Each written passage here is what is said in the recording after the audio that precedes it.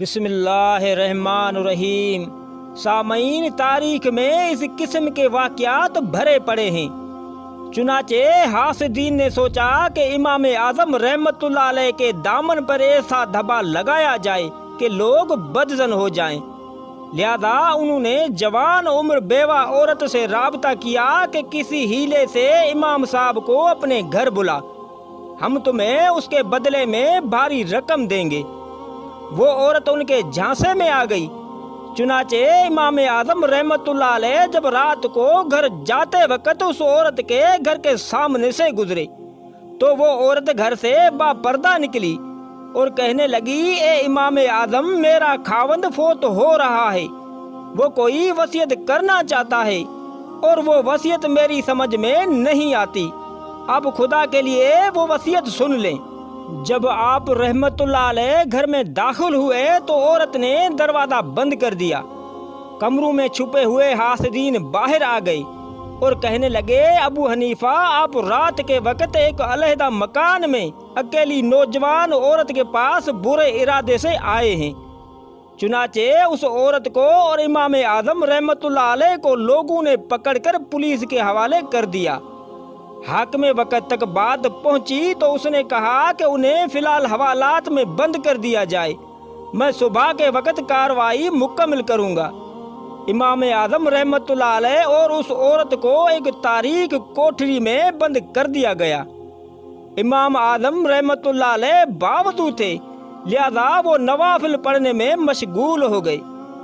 جب کافی دیر گزری تو اس عورت کو اپنی غلطی کا احساس ہوا کہ میں نے اتنے پاک دامن شخص پر بہتان لگایا ہے۔ جب امام اعظم رحمت اللہ علیہ نے نماز سے سلام پھیرا تو وہ عورت کہنے لگی، آپ مجھے معاف کر دیں۔ پھر اس نے ساری جھوٹی کہانی اس کو سنا دی۔ امام اعظم رحمت اللہ علیہ نے فرمایا کہ اچھا، جو ہونا تھا وہ تو ہو چکا، اب میں تمہیں ایک تدبیر بتاتا ہوں کہ ہم اس مصیبت سے کیسے باہر نکلیں۔ تو وہ عورت پوچھنے لگی کہ وہ تدبیر کیا ہے؟ آپ رحمت اللہ علیہ نے فرمایا کہ تم اس پہرے دار کی منت سماج کرو کہ لوگ مجھے اچانک پکڑ کر لے آئے ہیں، مجھے ایک ضروری کام سمیٹنے کے لیے گھر جانا ہے، تم میرے ساتھ چلو کہ میں وہ کام کر سکوں۔